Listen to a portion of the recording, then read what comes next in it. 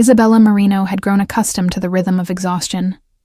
It was a steady pulse that beat beneath her ribs, keeping time with the hum of the espresso machine at Café Allegro and the clatter of dinner plates at Trattoria Luna. 2 jobs, 7 days a week, with barely enough hours between shifts to sleep, let alone dream. At 24, she had mastered the art of moving through life on autopilot, smiling when required, translating documents during stolen moments on the subway, and pretending that the hollow ache in her chest was just fatigue and nothing more. New York City had promised her everything when she first arrived from Boston 3 years ago. It had delivered chaos instead. The kind of chaos that swallowed ambition whole and left behind only the skeletal remains of what could have been. She had come here to build a career as a literary translator, to bridge the worlds of Italian poetry and American readers, to honor the language her nonna had whispered to her since childhood. Instead, she found herself translating corporate emails about shipping logistics and wine import regulations, her talent reduced to a commodity measured in words per minute and invoices paid net 30. Tonight, like most nights, Isabella stood behind the bar at Trattoria Luna, watching the dinner crowd with tired eyes. The restaurant was one of those timeless Italian establishments that clung stubbornly to authenticity in a neighborhood rapidly surrendering to fusion concepts and overpriced small plates. Red and white checkered tablecloths, candles dripping wax onto wine bottles, framed photographs of someone's Sicilian ancestors lining the walls. It smelled like garlic, basil, and nostalgia. A scent that should have comforted her but instead reminded her of everything she'd left behind. She had just finished pouring a Chianti for table 7 when the door opened, letting in a gust of October wind, and a man who seemed to carry the weight of the city on his shoulders without breaking a sweat. Isabella noticed him immediately, though she pretended not to. Everyone noticed him. It wasn't just his height or the way his dark gray suit fit him like it had been designed with his specific body in mind, though both were impressive. It was the way he moved through space as if he owned it, as if every room he entered recalibrated itself around his presence. Matteo Romano. She didn't know his name yet, but she would learn it soon enough, along with the warnings that came attached to it. He sat at the corner table, the one reserved for VIPs, and people who tipped in hundreds rather than 20s. His dark hair was swept back in that effortless Italian way that looked artless, but probably required more product than Isabella used in a month. A thin gold chain caught the candlelight at his throat, visible where his crisp white shirt was unbuttoned just enough to suggest he didn't believe in following anyone's rules but his own. His forearms, exposed where he'd rolled his sleeves to his elbows, were decorated with ink, intricate designs that wrapped around muscle and sinew like secrets written on skin. Isabella felt something stir in her chest, a dangerous flutter of interest she immediately crushed beneath the heel of practicality. Men like that were trouble. She'd seen enough of them in her years in the city to recognize the type. Too handsome, too confident, too accustomed to getting exactly what they wanted without having to ask twice. The kind of man who probably thought a smile was currency, and a woman's resistance was just foreplay. She approached his table with her customer service smile firmly in place, the one that was friendly enough to earn tips, but distant enough to discourage conversation. "Good evening. Can I start you with something to drink?" He looked up from his phone, and Isabella found herself caught in the crosshairs of the most unsettling gaze she'd encountered in years. His eyes were dark, almost black in the dim restaurant lighting, and they assessed her with an intensity that felt physical. Not leering. She would have known how to handle that. This was different. This was the look of someone who saw past the uniform and the rehearsed pleasantries, someone who recognized the exhaustion she tried so hard to hide. "Brunello di Montalcino," he said, his voice low and rich, with just enough Italian in the pronunciation to make it clear he wasn't showing off.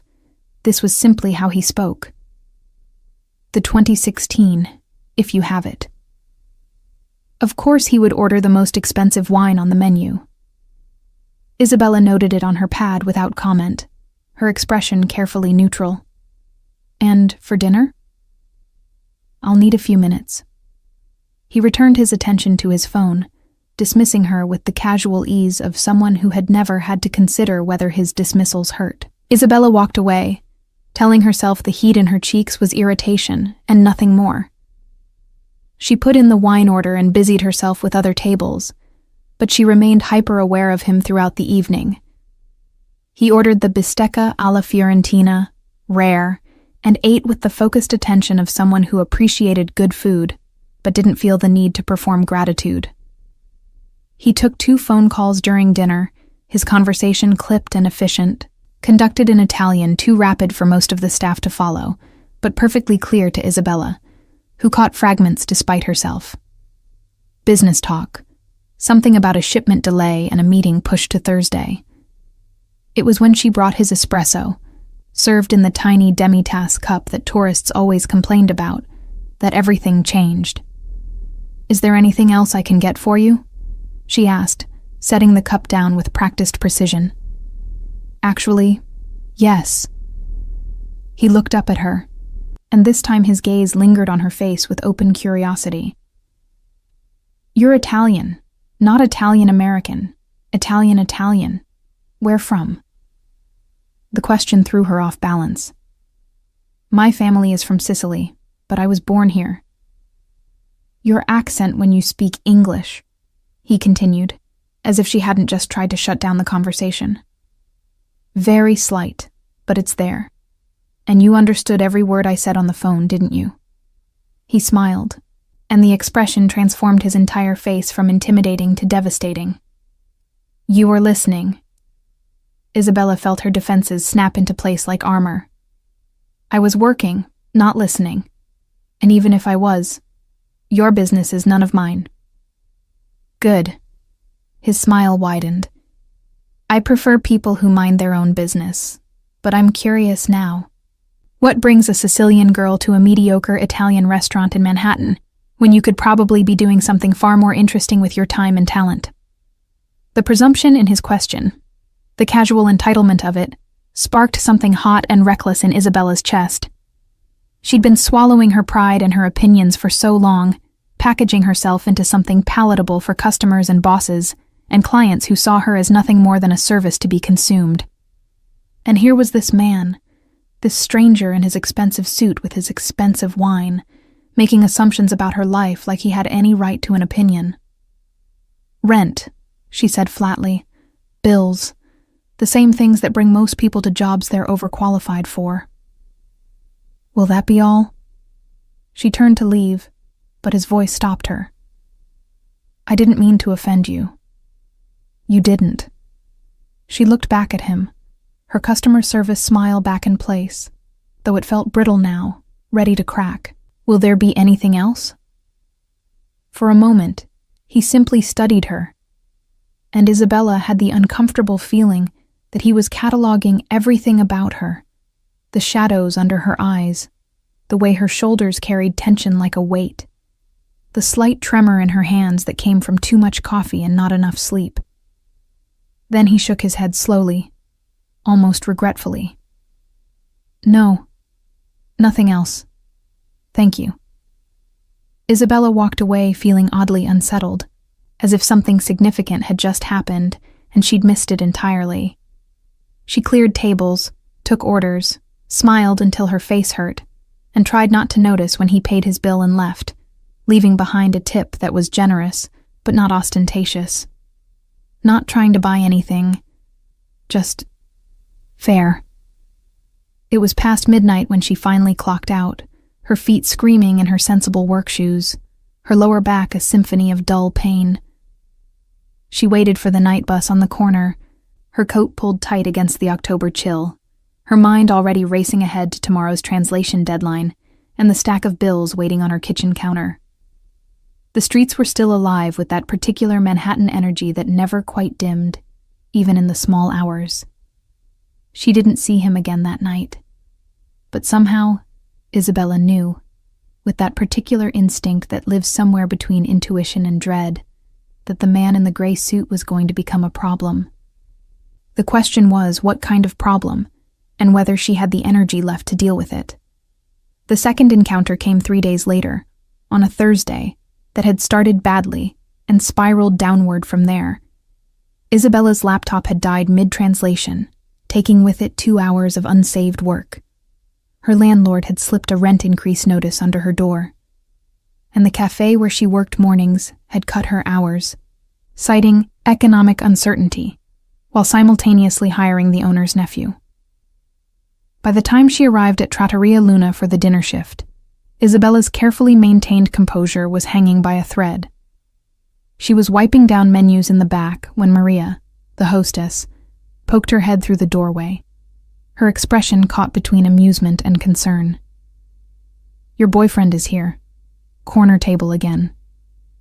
"I don't have a boyfriend," Isabella said automatically, not looking up from the menu in her hands, where someone had spilled what appeared to be marinara sauce across the dessert section. "Well, somebody forgot to tell him that. He asked for you specifically, by name." Maria waggled her eyebrows suggestively.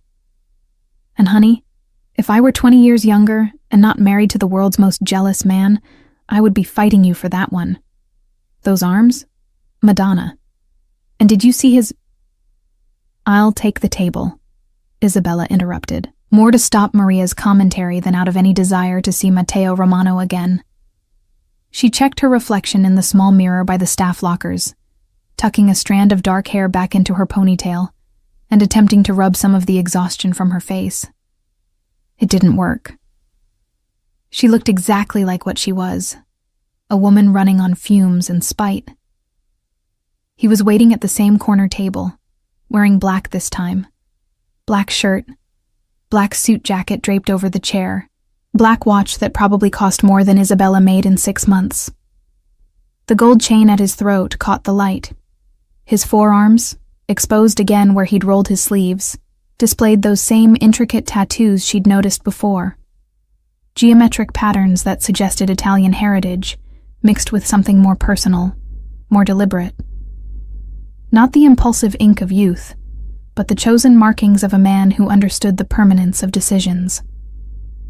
"Good evening," Isabella said, falling back on professional courtesy because it was safer than anything else. "What can I get you tonight?" "Buonasera, Isabella." His pronunciation of her name was perfect, each syllable given its full weight and music. "Sit down for a moment." "I'm working." "I know. I'm a customer making a request. Sit, please."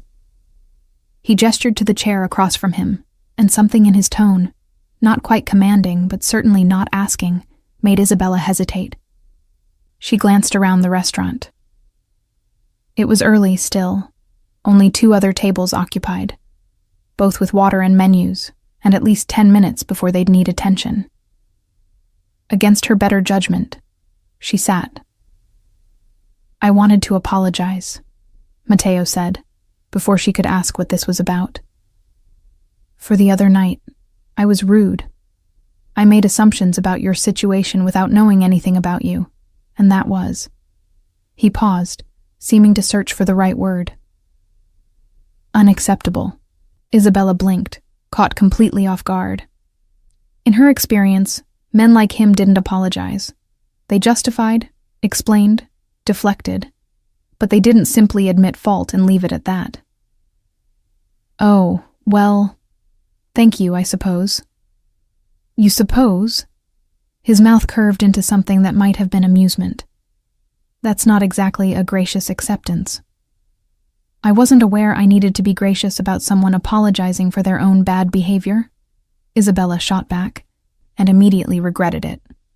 This was a customer. She was supposed to be professional, accommodating, pleasant. But something about him shorted out her usual filters, made her respond with the sharp edge she usually kept carefully sheathed. To her surprise, he laughed, a genuine sound of delight that transformed his entire face. "No, you're absolutely right. I like that. Most people just accept apologies like they're trinkets being handed out. You make me work for it." "I'm not trying to make you do anything," Isabella said, starting to rise from her chair. "Now, if you'll excuse me, I should get back to—" "Wait, please."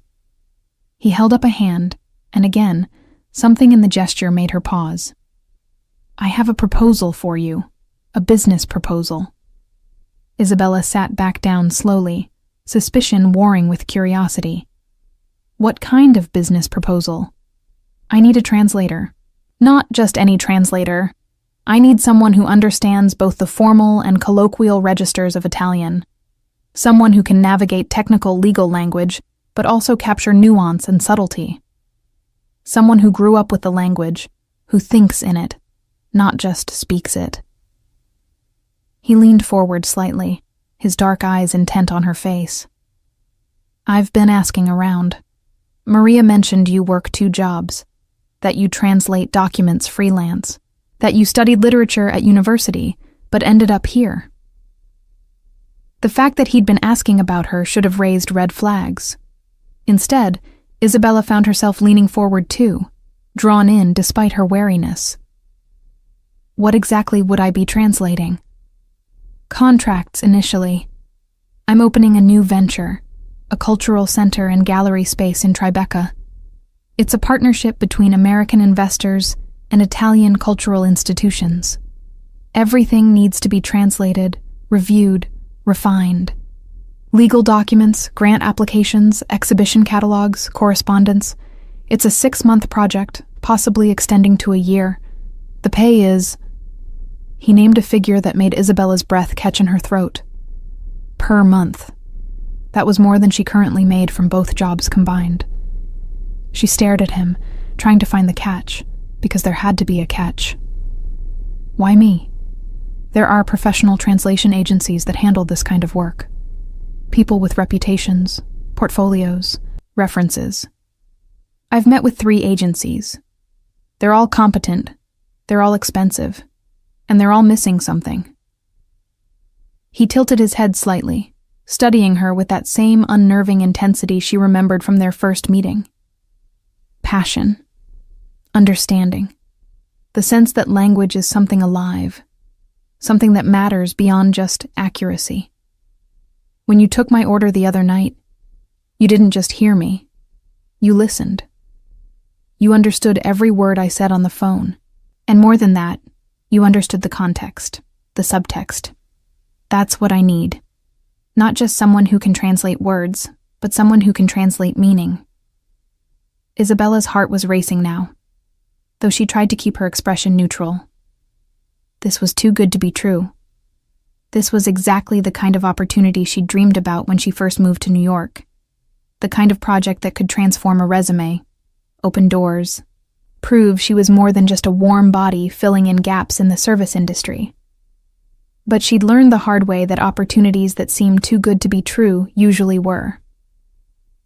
"I'd need to see the contracts," she said carefully. "Review the scope of work, the timeline, the terms. I'm not agreeing to anything without understanding exactly what's expected." "Of course." He pulled a business card from his jacket pocket and slid it across the table. Matteo Romano. The card read in elegant letterpress, "Cultural Development." Below that, a phone number, an email address, and an address in Tribeca. "Come by my office tomorrow afternoon, 2 o'clock. I'll have everything ready for review. If you're not interested after seeing the details, no hard feelings. But Isabella..." He caught her eyes again, and she felt that strange flutter in her chest return. "This is legitimate. I'm not trying to trick you or trap you. I'm just trying to build something meaningful, and I think you could help me do that. And I think it could help you too." She took the card, her fingers brushing against his for a brief moment that sent an unwelcome spark of electricity up her arm. "I'll think about it. That's all I'm asking." He sat back, and just like that, the intensity drained from the moment, replaced by easy courtesy.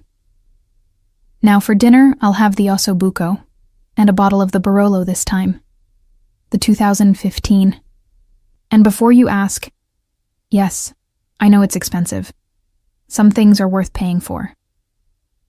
The way he said it, looking directly at her, made Isabella wonder if he was talking about the wine at all. She took his order and escaped to the kitchen, her mind whirling.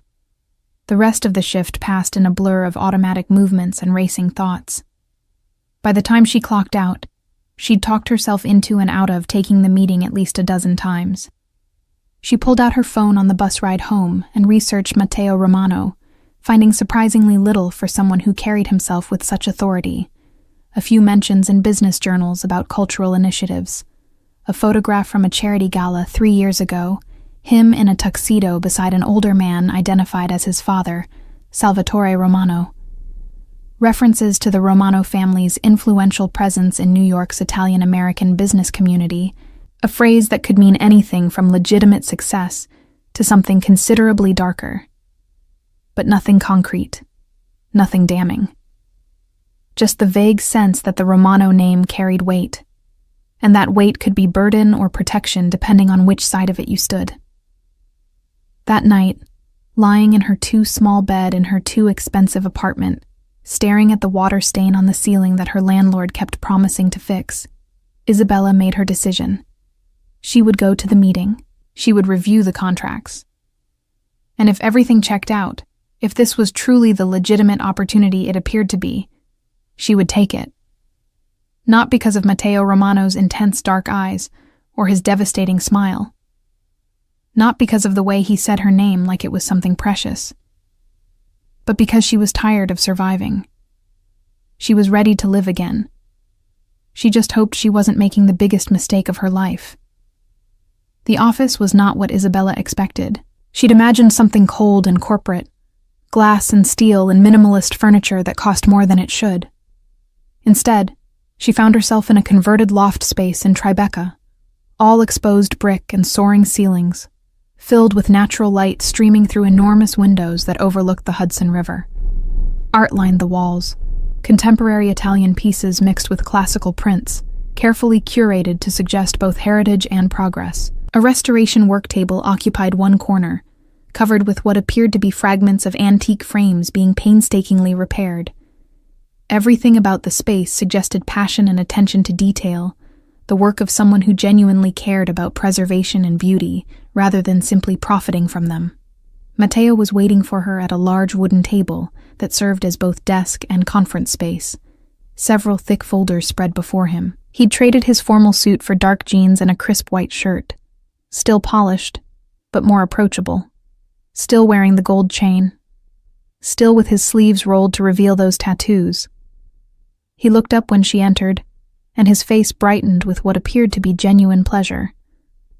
"Isabella, thank you for coming. Coffee? Espresso? I have a machine that actually works, unlike whatever disaster you're probably used to."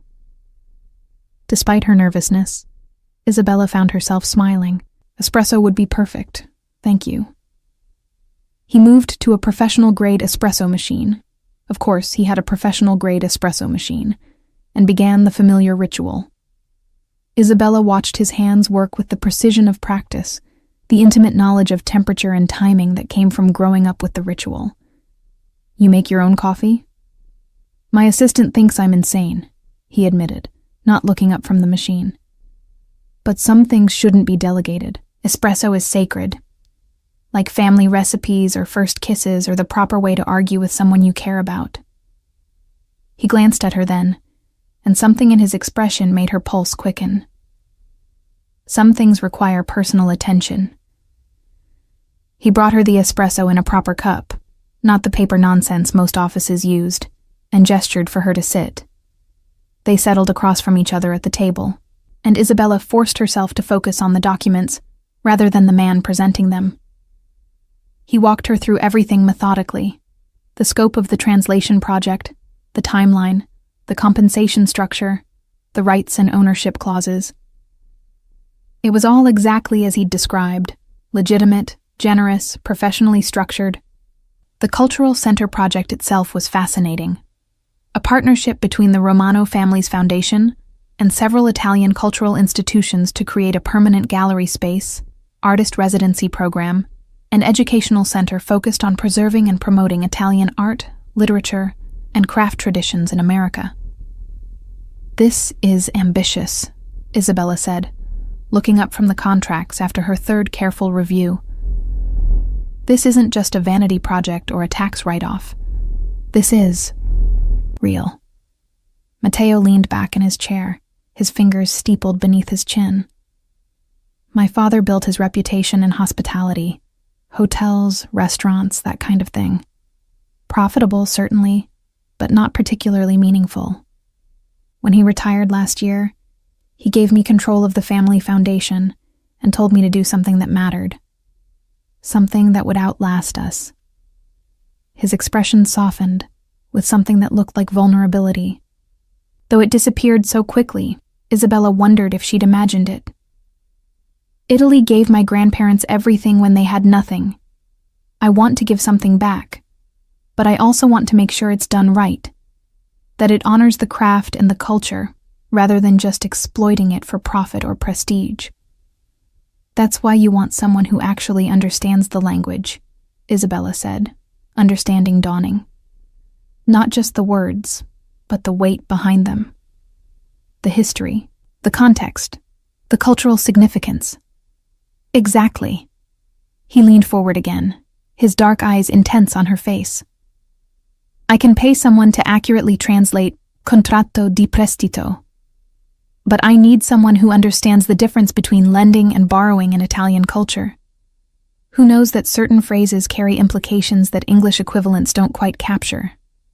I need someone who won't just translate documents, but will help me make sure I'm not accidentally offending anyone or missing crucial nuances because I'm trying to bridge two different worlds.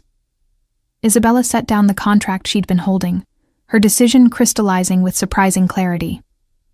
When would I start?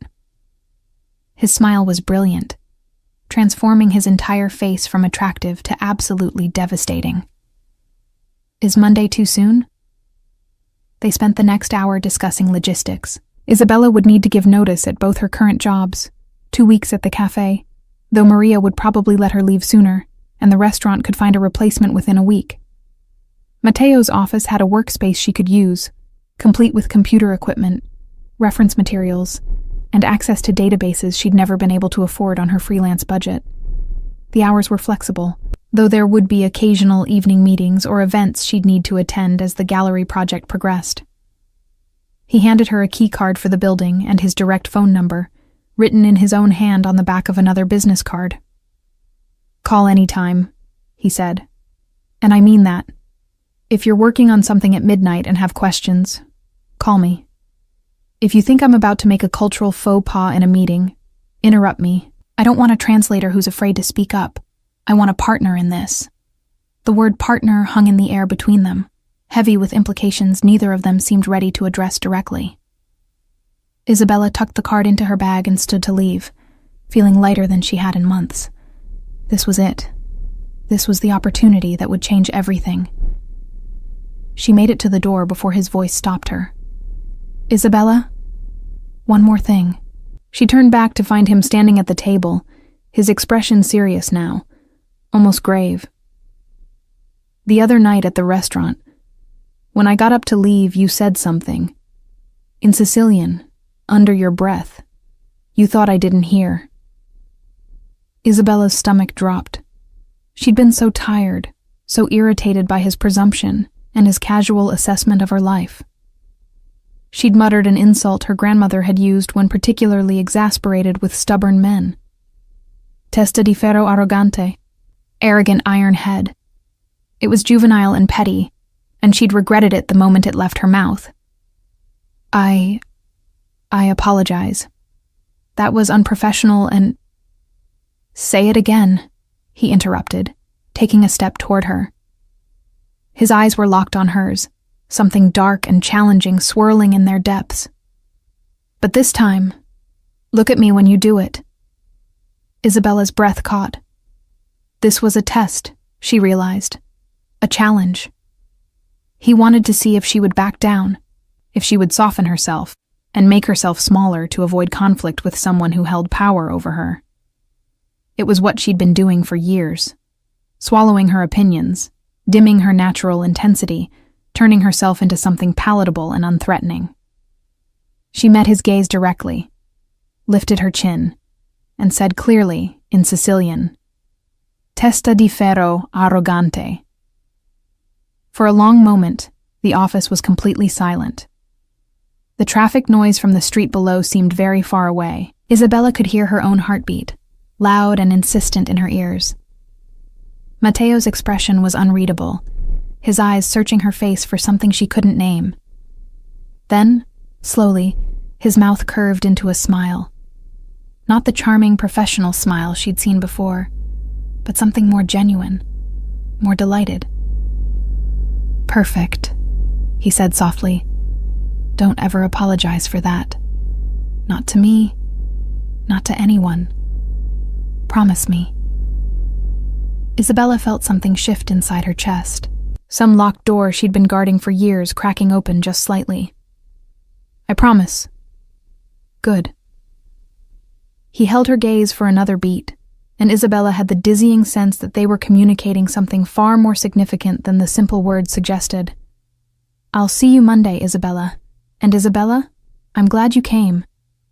"So am I," she heard herself say, and was surprised to realize it was true. She left the office feeling like she was floating, her feet barely touching the ground as she made her way to the subway. The October sun was bright overhead, warming the city with that particular golden light that made even the concrete and steel look beautiful.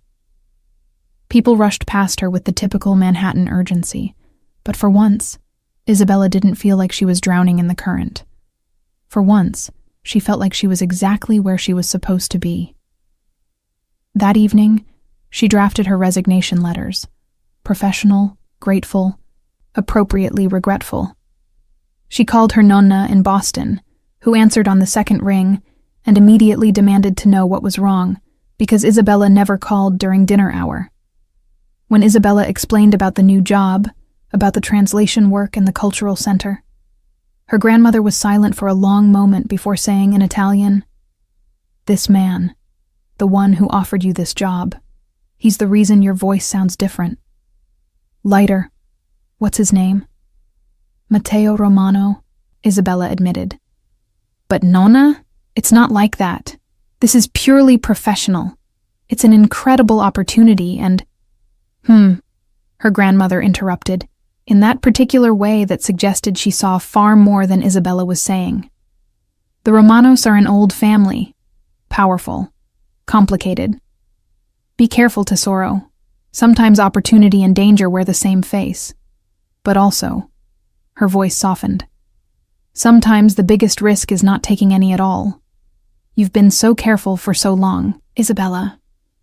So afraid of being hurt or disappointed. Maybe it's time to be brave." After they said goodbye, Isabella sat in her apartment as the sun set over the city, her grandmother's words echoing in her mind. Be brave. She'd spent so long just trying to survive that she'd forgotten what it felt like to actually want something, to reach for something beyond mere existence.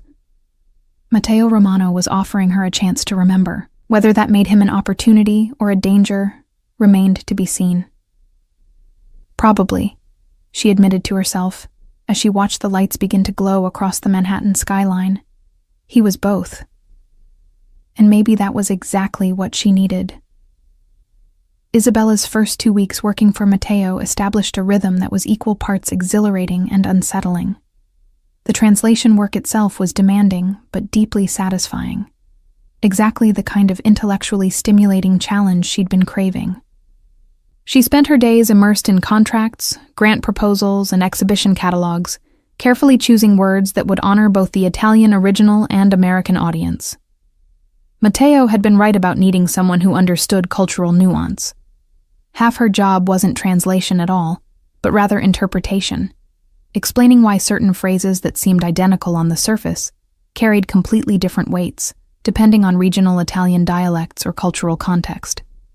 But it was the time spent working alongside Matteo himself that kept her off balance. He was nothing like she'd expected. Yes, he was demanding. He held everyone, including himself, to impossibly high standards. Yes, he was confident to the point of arrogance. But he was also funny in an understated way, quick with dry observations that made her laugh despite herself. He was genuinely passionate about the Cultural Center project, staying late into the evening to review plans and research potential artists, his enthusiasm infectious.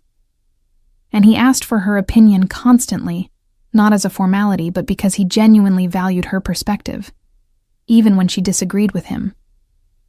Especially when she disagreed with him, actually. He seemed to take particular delight in their arguments. "This section about the residency program," Isabella said one afternoon, looking up from her laptop where she'd been reviewing the latest draft. "The Italian version emphasizes tradition and preservation. The English version emphasizes innovation and contemporary practice. Those aren't the same message, Matteo." He looked up from the architectural drawings he'd been studying, his sleeves rolled up as always, a smudge of graphite on his jaw from where he'd been sketching modifications to the gallery space. "They're both important aspects of what we're trying to do." "Yes, but you can't say different things to different audiences and expect it to work. You need to decide what the actual message is, and then say that consistently in both languages." She stood and walked to where he sat, leaning over his shoulder to point at the relevant paragraphs on her screen. "Look, here you're essentially promising the Italian institutions that you'll be a custodian of traditional techniques. Here you're promising American funders that you'll be pushing boundaries and supporting cutting-edge work. Those are potentially contradictory goals." Matteo studied the text, his expression thoughtful. Isabella was acutely aware of how close they were standing, could smell the faint scent of his cologne. Something expensive and subtle. Sandalwood, maybe, with an underlying warmth that suggested spices. "You're right," he said finally. "I've been trying to tell everyone what they want to hear instead of being clear about what I actually want to build." He looked up at her, and this close, she could see flecks of amber in his dark eyes. "So what do I actually want? You've been reading these documents for 2 weeks. You probably understand the vision better than I do at this point." Isabella straightened, putting some necessary distance between them, and considered the question seriously.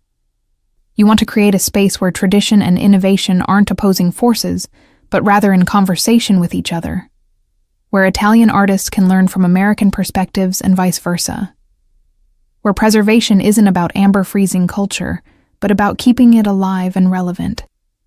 You want—" She paused, searching for the right words.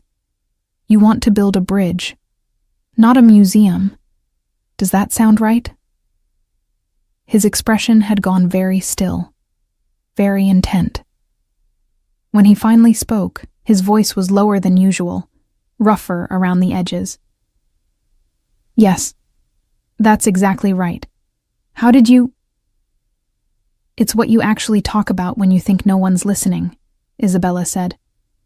"When you're on the phone with your architect, or reviewing artist proposals, or sketching ideas on napkins during lunch. You never talk about preservation or innovation separately. You always talk about connection, dialogue, bridge building." For a long moment, Matteo simply looked at her, and Isabella had the uncomfortable feeling that he was seeing something she hadn't meant to reveal. Then he smiled. Not his usual charming smile, but something smaller and more genuine. "Thank you. For paying attention. For caring enough to pay attention." "That's what you hired me for," she said, her tone deliberately light, trying to re-establish some professional distance. "No," he said quietly. "I hired you to translate documents. This, understanding what I'm actually trying to do, helping me see it more clearly. That's something else entirely. That's something you choose to do." Isabella returned to her desk without answering, her heart beating slightly too fast. Moments like this had been happening with increasing frequency, moments when the professional boundaries they'd carefully maintained seemed to blur into something else, something neither of them was quite ready to name or address. She told herself it didn't mean anything. That intensity and long hours naturally created a sense of intimacy that could be mistaken for something deeper, that Matteo probably had this effect on everyone who worked closely with him, and she was foolish to think she was somehow special. But then there were the other moments, the times when she'd look up from her work to find him watching her with an expression she couldn't quite read. The way he remembered details about her life she'd only mentioned in passing. That she preferred her espresso with just a hint of sugar. That she called her grandmother every Sunday evening. That she couldn't work if there was too much noise but needed some background sound or the silence became oppressive. The way he'd started bringing pastries from a specific Sicilian bakery in Brooklyn because he'd noticed her eyes light up when she mentioned it. Small things. Thoughtful things. The kind of things that suggested he was paying attention to her, with the same focused intensity she'd been trying not to pay to him. It all came to a head 3 weeks into the job, during their first major event. The cultural center was still months from opening, but Matteo had organized a preview reception for potential donors, partner institutions, and selected artists. It was held at one of the Romano family's hotels, a boutique property in Soho that had been recently renovated in a style that managed to honor the building's 19th century bones while feeling utterly contemporary. Isabella had been asked to attend as Matteo's translator for the evening, facilitating conversations with the Italian guests and helping to ensure nothing was lost in translation during presentations. She'd bought a new dress for the occasion, spending more than she should have from her first substantial paycheck. It was black, elegant, with a neckline that was professional, but still suggested she possessed collarbones and a figure worth noticing. She'd left her hair down for once, falling in dark waves over her shoulders, and applied makeup with a careful hand. When she arrived at the hotel, she felt nervous in a way that had nothing to do with the work responsibilities of the evening. Matteo was in the lobby talking to the hotel manager when she walked in. He looked up as she approached, and whatever he'd been saying died mid-sentence. His eyes traveled over her once, quickly, before returning to her face with an intensity that made her skin feel warm. "Isabella, you look." He paused, seeming to search for the right word in either English or Italian, and finding neither language sufficient. "That dress is going to make it very difficult for me to concentrate on business tonight." It was delivered lightly, almost as a joke, but there was something underneath the words that felt heavier, more real. "Thank you," Isabella managed, her voice thankfully steady. "You clean up well yourself." That was an understatement. Matteo in a formal suit was almost unfairly attractive. The jacket was perfectly tailored to his broad shoulders. The crisp white shirt, a stark contrast to his olive skin. His dark hair was swept back as usual, and the gold chain at his throat caught the light. But it was the way he carried himself. The absolute confidence mixed with something that looked almost like anticipation, that made him truly compelling. The evening proceeded smoothly. Isabella fell into the familiar role of interpreter, facilitating conversations between Italian representatives and American donors, explaining cultural references and context where needed. She watched Matteo work the room with practiced ease, seeing new dimensions to him in this context. He was charming, certainly, but there was genuine substance beneath the charm. He spoke about the Cultural Center project with real passion, and when people asked questions, his answers revealed deep knowledge and careful thought.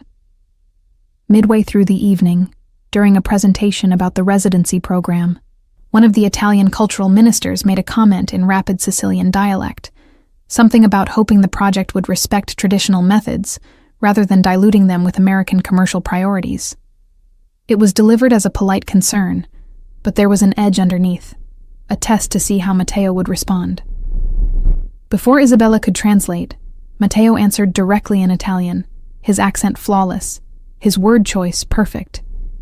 He acknowledged the concern, spoke eloquently about the importance of preserving authentic techniques, and then, and this was the brilliant part, gently pushed back, arguing that culture had always evolved through exchange and dialogue, that the masters of Renaissance Italy had been influenced by artists from across Europe and beyond, that tradition wasn't a fixed point, but rather a living conversation between past and present.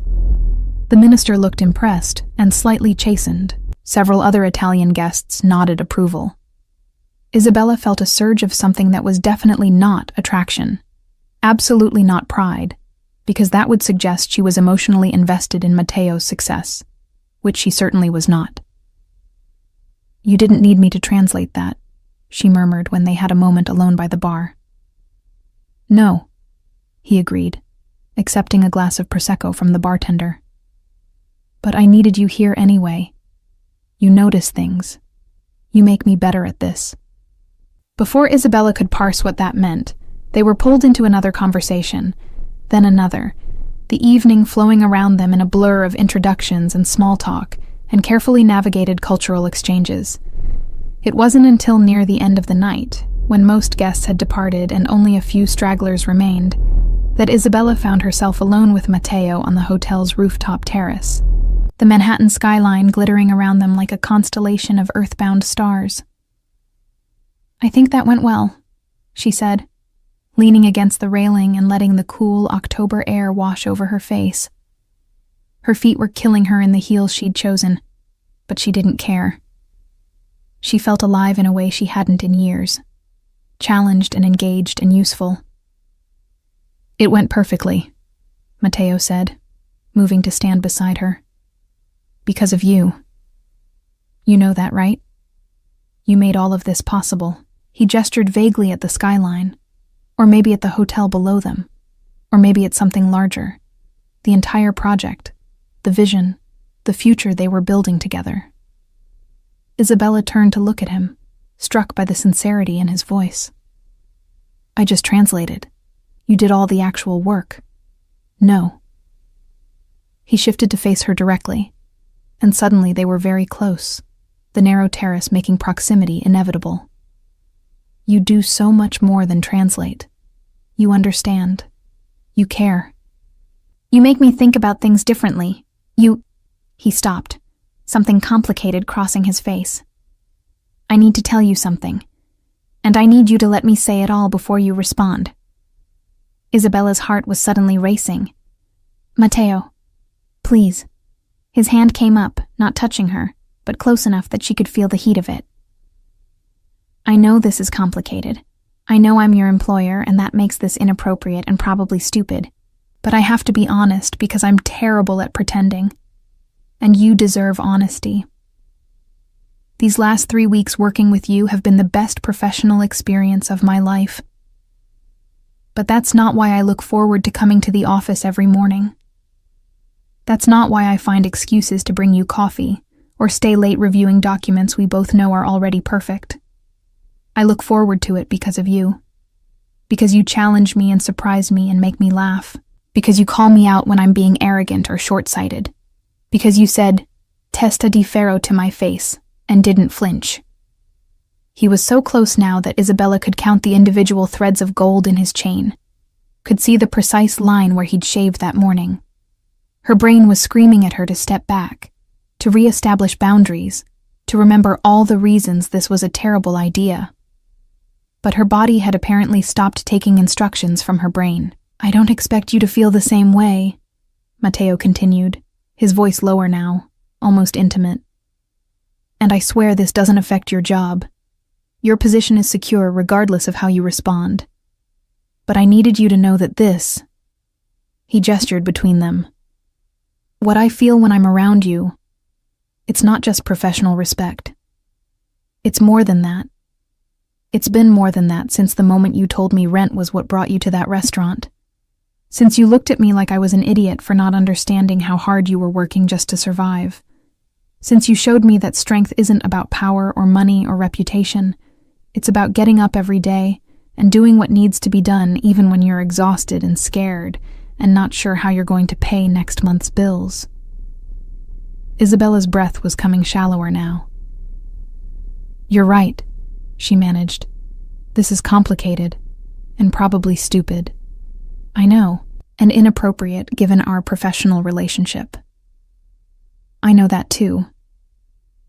And I should tell you to stop talking and never mention this again. You should." His eyes searched her face, waiting. "Are you going to?" Isabella looked at him. Really looked at him. At the man who'd somehow seen past her exhaustion and survival instincts to recognize the person she'd been before New York had worn her down. who'd offered her an opportunity that was exactly what she needed when she needed it most, who brought her Sicilian pastries and argued with her about translations and listened when she explained why certain words mattered, who looked at her not like she was something to be conquered or consumed, but like she was someone worth knowing, worth understanding, worth the risk. "No," she heard herself say. "I'm not going to tell you to stop." The smile that broke across his face was brilliant, transforming him from merely handsome to absolutely devastating. "No? No, because you're not the only one who's terrible at pretending." She took a small step closer, drawn forward by something stronger than caution or common sense. "I tell myself you're just my employer, that I'm just here for the work, but I don't stay late reviewing perfect documents for the work. I don't spend 20 minutes choosing a dress for tonight because of professional responsibility. I don't think about you when I'm supposed to be concentrating on translations. And I definitely don't want to do this because of a job." "Do what?" he asked, though his eyes had gone dark and intent, and she knew he understood exactly what she meant. "This," Isabella said, and kissed him. For one heartbeat, Matteo went completely still, as if surprised despite everything they'd just said. Then his arms came around her, pulling her closer, and he was kissing her back with an intensity that made her knees weak. His mouth was warm and tasted like Prosecco, his hands careful but firm where they touched her back. It felt like falling and flying simultaneously, terrifying and perfect. It felt like admitting something she'd been denying for weeks. When they finally broke apart, both slightly breathless, Isabella found herself smiling. "This is definitely a complication. The best kind," Matteo agreed, his forehead resting against hers. "Though I should probably clarify something. Earlier when I said I'm not your employer, I meant that. You're not my employee, Isabella. You're my partner in this project, and I'd like you to be my partner in other contexts too, if you're interested." "I'm interested," she admitted, "though I reserve the right to call you testa di ferro arrogante whenever you're being impossible." His laugh was warm against her cheek. "I wouldn't want it any other way." The weeks that followed existed in a strange liminal space between professional partnership and something far more personal. They were careful at the office, maintaining appropriate boundaries during work hours, but after everyone else had gone home, those boundaries dissolved. They stayed late most evenings, ostensibly to work but really to talk. Long, rambling conversations that covered everything from Italian poetry to the best pizza in Brooklyn to childhood memories and dreams neither had dared articulate to anyone else. They ordered takeout at midnight and argued about translations and kissed between paragraphs of contract revisions. It was impractical and probably inadvisable, but it was also the happiest Isabella had been in years. Matteo, she was discovering, was nothing like the intimidating figure she'd first encountered at the restaurant. Yes, he could be commanding and intense in professional contexts, but in private, he was surprisingly vulnerable. He worried constantly about whether the Cultural Center project was truly honoring his grandparents' heritage or just another exercise in wealthy guilt and cultural appropriation. He second-guessed decisions and lay awake at night mentally reviewing conversations for potential missteps. He carried the weight of family expectations with the kind of silent pressure that came from generations of men who'd confused love with control. His father, Salvatore, had built the Romano family business from his own father's small restaurant into a hospitality empire. He'd done it through hard work and careful investments, and, as Matteo admitted carefully one evening, through relationships and leveraged power structures that existed in the gray areas between legitimate and something else. Nothing criminal exactly, but the kind of connections that came with certain expectations and obligations.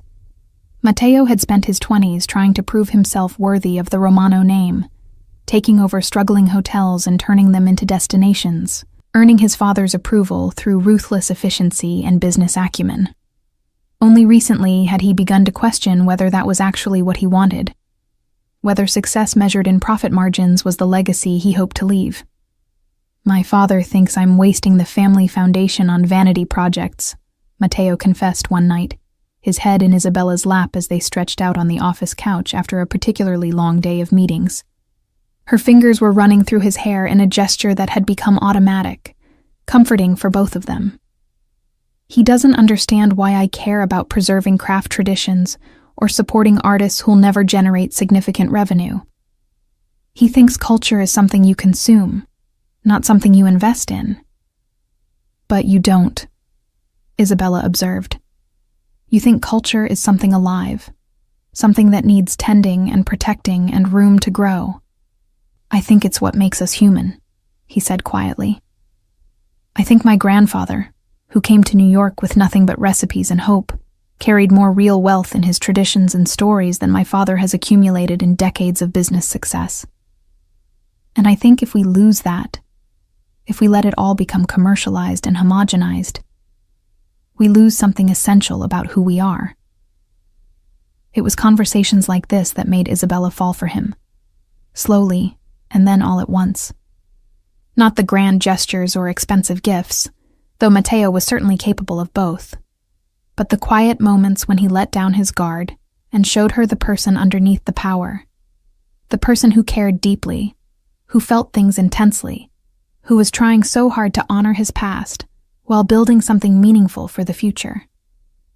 Of course, nothing existed in a vacuum. 5 weeks into their relationship, if that's what they were calling it, Isabella met Matteo's father. It wasn't planned. She'd been at the office on a Saturday afternoon, working through a challenging translation of an exhibition catalog, when Salvatore Romano arrived unannounced. She heard raised voices from Matteo's private office and looked up to see an older man in an immaculate suit, clearly agitated, gesturing emphatically while he spoke rapid Italian. Matteo's responses were quieter, measured, but Isabella could hear the tension underneath. She should have left, given them privacy, but something kept her frozen at her desk, listening despite herself. "This is exactly the problem," Salvatore was saying. "You're so focused on this art project that you're neglecting real business. The Midtown Hotel needs attention. The restaurant group is struggling. And you're here playing curator instead of—" "I'm building something that matters," Matteo interrupted, his voice sharp. "Something that will last beyond quarterly earnings reports. And who's going to see it? Who's going to care?" Salvatore's voice dripped with frustration. "You're a Romano. We built our name on hospitality, on service, on giving people what they want, not on forcing high-minded cultural education down their throats." "Maybe that's the problem," Matteo said, and Isabella heard a door open. "Maybe we've spent so long giving people what they want that we've forgotten to ask what they need." Salvatore emerged first, his face flushed with anger. He noticed Isabella at her desk and stopped, his expression shifting to calculation. "And who's this?" "Isabella Marino," Matteo said, appearing behind his father. His jaw was tight, his eyes flashing with irritation. "She's my partner on the Cultural Center project. Isabella, this is my father." The word partner hung in the air with deliberate ambiguity. Salvatore's gaze swept over her once, assessing, and Isabella fought the urge to shrink under the scrutiny. This was a man accustomed to evaluating people like assets, determining their value and potential utility with ruthless efficiency. "Marino," he repeated. "Sicilian?" "My grandparents immigrated from Palermo," Isabella said, keeping her voice steady and professional. She stood, extending her hand. "It's nice to meet you, Mr. Romano." He shook her hand briefly, his grip firm and impersonal. "And what exactly does a partner on this project do?" "Translation, primarily," Isabella said before Matteo could answer. "Documents, correspondence, cultural consultation, anything that requires bridging Italian and American perspectives." She met his eyes directly, refusing to be intimidated. "Your son is building something remarkable. I'm just helping him communicate it clearly." Salvatore's expression suggested he found this answer marginally acceptable, though hardly impressive. Well, good luck with that. He turned back to Matteo. We'll talk Monday about the Midtown situation. Don't ignore my calls. Then he was gone, leaving behind a wake of expensive cologne and disapproval. In the silence that followed, Isabella and Matteo looked at each other. I'm sorry, he said finally. That was... Your father, Isabella finished, who clearly has opinions about how you should be spending your time. He has opinions about everything. Matteo moved to where she stood and pulled her into his arms, resting his chin on top of her head. He's not wrong about some things. I have been neglecting other business concerns. But I can't. He trailed off, frustration evident in the tension of his body. I can't keep living the life he planned for me. I've tried. For years I tried. And I was miserable.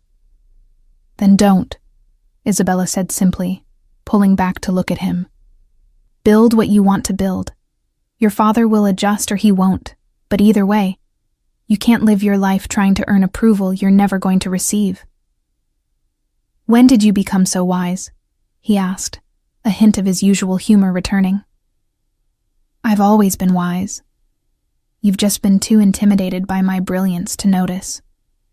He laughed and kissed her, and the tension of the afternoon gradually dissolved into easier conversation and eventually dinner at a small Italian place in the village where they sat in the back corner and talked until closing. But Isabella couldn't quite shake the memory of Salvatore's assessing gaze, the sense that she'd been evaluated and found wanting. She understood now, in a way she hadn't before, what it cost Matteo to choose his own path. He wasn't just building a gallery. He was rebuilding himself, creating an identity separate from family expectations and inherited obligations. And she was part of that reconstruction. The knowledge was both thrilling and terrifying. The situation came to a head 2 weeks later, during the first major milestone in the gallery project. They'd secured a significant grant from the Italian Ministry of Culture, contingent on approval of the educational programming. Isabella had spent weeks refining the proposals, working closely with an advisory committee of Italian academics and artists to ensure the programming would meet the ministry's rigorous standards. When the approval came through, it represented not just funding, but validation, proof that what they were building had real cultural value beyond Matteo's personal investment. They celebrated that evening with champagne at the office, just the two of them, the city lights glowing through the windows. Matteo was giddy with relief and excitement, more unguarded than Isabella had ever seen him. We did it, he kept saying, like he couldn't quite believe it. We actually did it. You did it, Isabella corrected. This was your vision. I just helped translate it. No. He pulled her close, his eyes serious despite the champagne warmth in his cheeks. You did so much more than translate. You helped me understand what I was trying to say. You made it better, clearer, more honest. He paused, seeming to search for the right words. You make me better. At everything. I don't know how I did any of this before you. There was something in his voice, some weight behind the words that made Isabella's breath catch. They'd been careful not to put labels on what they were, to keep things light and undefined. But standing there in the empty office with the grant approval sitting on the desk, and Matteo looking at her like she was the reason the city kept turning, Isabella felt the careful distance she'd maintained begin to crumble.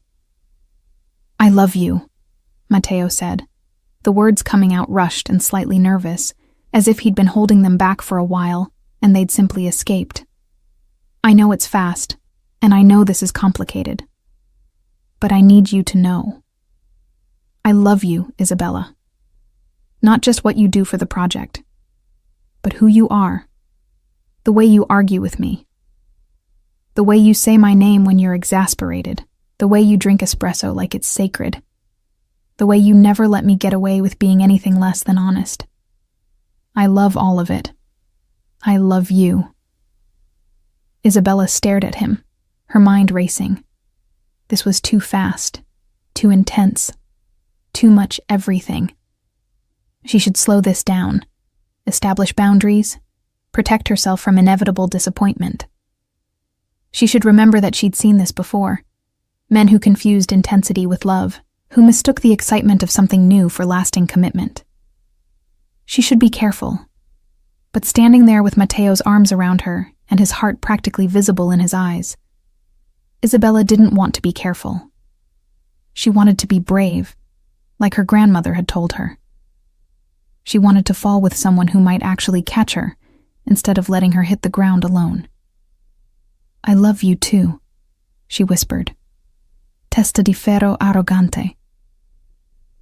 His laugh was joyful and relieved, and then he was kissing her with the kind of intensity that made the whole world disappear. They made love right there in the office, on the couch where they'd spent countless evenings talking, surrounded by blueprints and translation drafts and all the evidence of what they'd built together.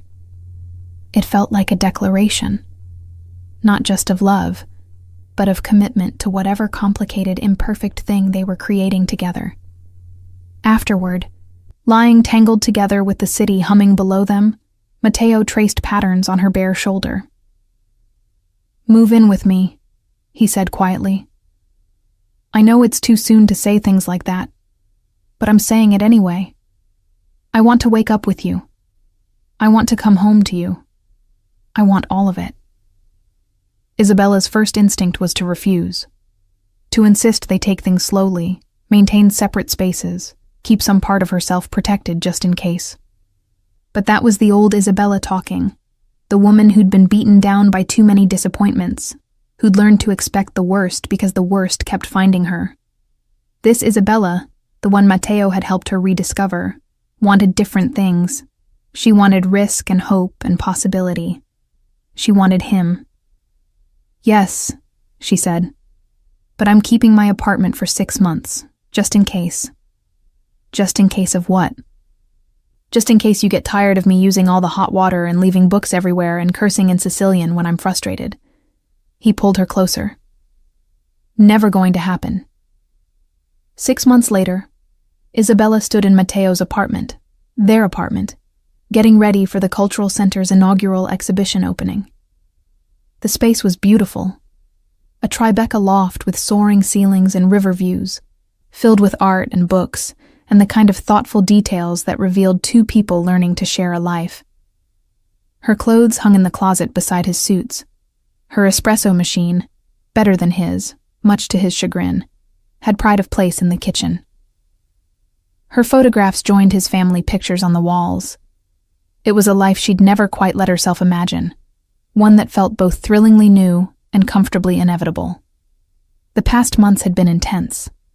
Moving in together had revealed all the small irritations and adjustments that came with intertwining lives. Matteo was obsessively organized in some ways, and completely chaotic in others. He left coffee cups everywhere, and had strong opinions about proper pasta cooking techniques. Isabella discovered she was territorial about workspace, and needed alone time to recharge in ways that had nothing to do with him. They argued, frequently, passionately, in multiple languages. But they also learned each other's rhythms, created rituals, built something sturdy beneath the initial intensity. The Cultural Center itself had opened 2 months ago, and the response had exceeded even Matteo's ambitious hopes. The programming Isabella had developed attracted serious artists and scholars while remaining accessible enough to draw curious locals. Reviews praised the space for successfully bridging high culture and community engagement, for creating something that honored Italian traditions while remaining vigorously contemporary. Most importantly, it felt alive, always full of people talking, creating, learning. Matteo's vision had become reality, and watching him move through the space he'd built, seeing the quiet satisfaction on his face, filled Isabella with pride that had nothing to do with her own contributions. But tonight was special. Tonight's exhibition, Crossing Borders, Contemporary Italian Artists in Dialogue, represented the culmination of everything they'd been working toward. established Italian artists paired with emerging American talents, each collaboration exploring themes of heritage, translation, and cultural exchange. Isabella had been deeply involved in the curation, using her linguistic and cultural expertise to help forge connections between artists who might not otherwise have found common ground. "You look beautiful," Matteo said, appearing in the bathroom doorway. He was already dressed, wearing a black suit that made him look criminally attractive, his hair styled in that perfect, slightly messy way that suggested effortless elegance. The gold chain at his throat caught the light. His shirt sleeves were already rolled to reveal his forearms, and those tattoos she'd traced with her fingers countless times. "Though I'm biased." "You're very biased," Isabella agreed, smoothing the red dress she'd chosen for tonight. It was bolder than her usual choices, the color vibrant and confident. 6 months ago, she wouldn't have worn something this attention-drawing. But 6 months ago, she'd been a different person, or rather, a diminished version of herself. Matteo had helped her remember she was allowed to take up space, to be seen, to be proud of what she'd accomplished. "Do you think your father will come?" Matteo's expression flickered with something complicated. His relationship with Salvatore remained strained. The older Romano had never explicitly approved of the cultural center, though he'd stopped actively undermining it. And he'd never quite warmed to Isabella, though he'd learned to treat her with cool professional courtesy. He said he'd try, but he's in Boston for a business meeting, so. He shrugged, trying to project indifference that didn't quite ring true. "Either way, tonight is going to be incredible. We've done something really special, Isabella." "You've done something special," she corrected, moving to straighten his collar unnecessarily, just wanting an excuse to touch him. "I just helped with the words." "You keep saying that, and you keep being wrong." He caught her hands in his dark eyes intense on her face. "This whole project exists because you understood what I was trying to say before I could articulate it myself. You took a wealthy guy's guilty conscience and helped me turn it into something meaningful. You made me believe I could build something that honored my heritage without being trapped by it. He paused, swallowing hard. "You changed my life, Isabella. In every possible way." She kissed him softly, tasting the familiar warmth of his mouth, feeling the familiar flutter in her chest that still hadn't faded. "We changed each other's lives. That's how this works." The exhibition opening was spectacular. The gallery was crowded with collectors, critics, artists, cultural officials, and curious members of the public. Isabella spent the evening in her element, translating conversations, facilitating introductions, watching connections form between people who'd approached the exhibition from wildly different perspectives. She noticed Matteo across the room, completely in his element too, discussing artistic techniques with a painter from Milan, while simultaneously charming a skeptical New York Times critic. He caught her eye and smiled, that particular smile that was just for her, the one that said, "We did this together." Midway through the evening, Isabella found herself standing alone for a moment in front of her favorite piece from the exhibition, a collaborative installation by a Sicilian ceramicist and a Brooklyn sculptor. The work explored themes of fragmentation and reconstruction, using broken pottery shards reassembled into new forms that honored their traditional origins while creating something entirely contemporary. It was, Isabella thought, a perfect metaphor for what she and Matteo had built together, taking pieces of heritage and history and loss and assembling them into something new and whole.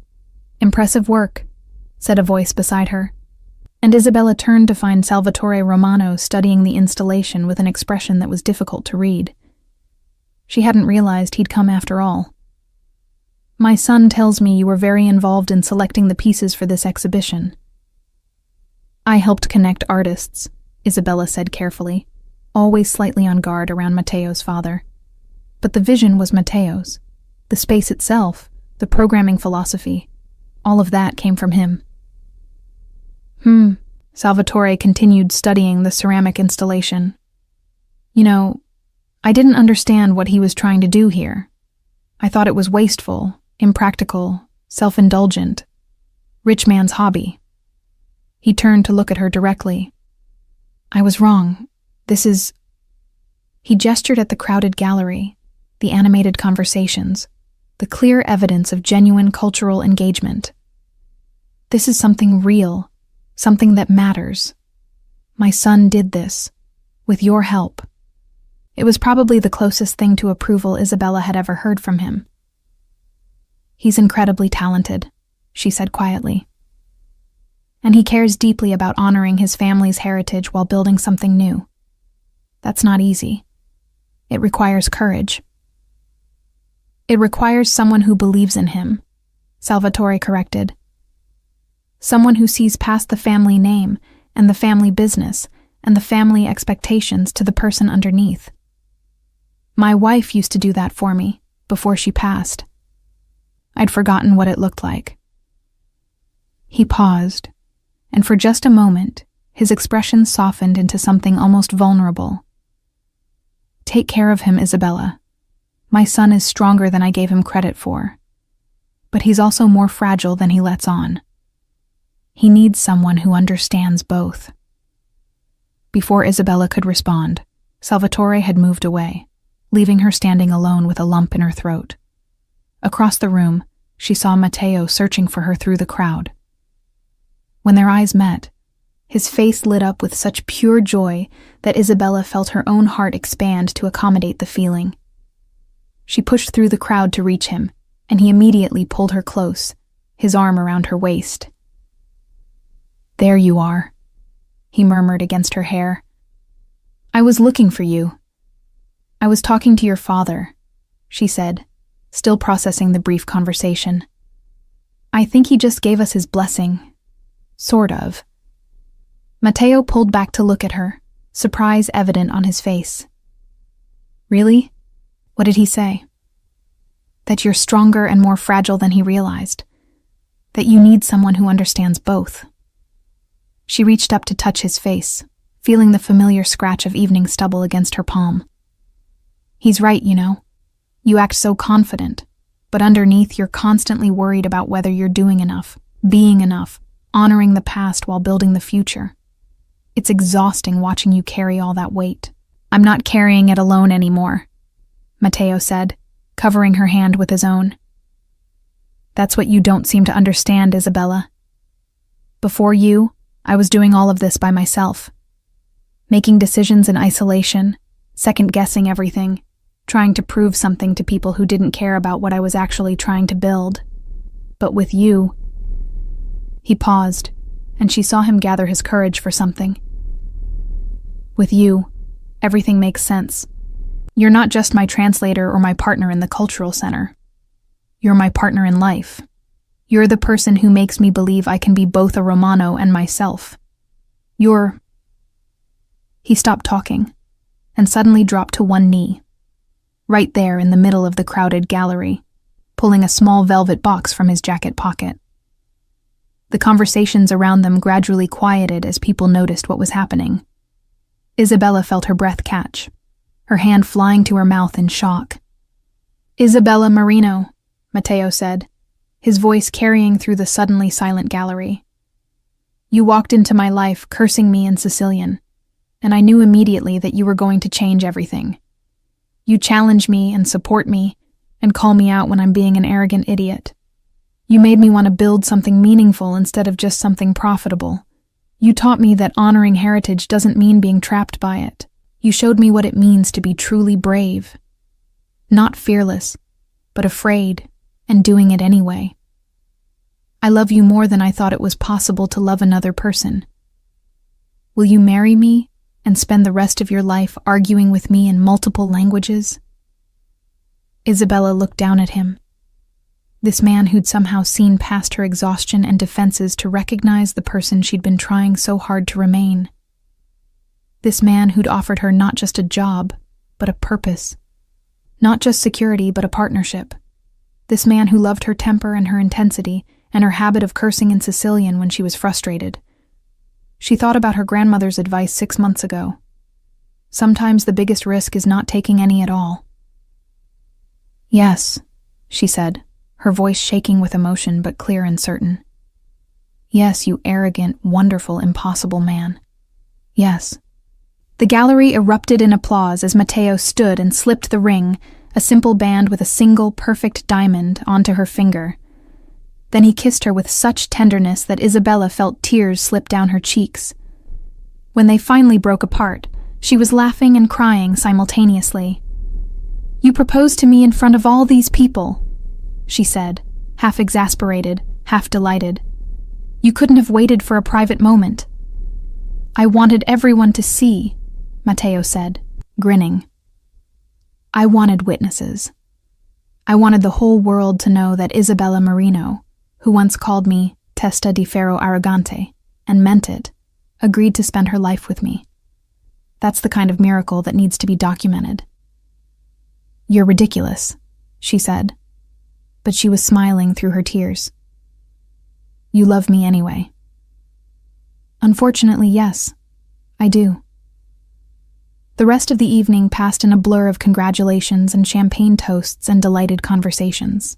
Isabella caught sight of Salvatore at one point, standing at the edge of the crowd, and was surprised to see him smiling. Actually smiling, as he watched his son celebrate. He caught her eye and raised his glass in a small salute, acknowledgement and approval, finally, freely given.